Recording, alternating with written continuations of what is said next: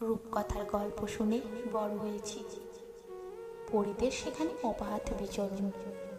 স্বপ্নে তাকে কতবার দেখেছি, কিন্তু বাস্তবে এমন হয় ভাবিনি। 9 মাস, ঠিক মাতৃগর্ভের মতো, যেন স্বর্গ থেকে নেমে এলেন এক পরী, ঈশ্বর। মেয়েরা কোথায় নেই, ধরণী নয়, মহাকাশ। পরিসরটা ভাবুন। ভাবছি শুধু কতটা শক্তি, কতটা মনোবল।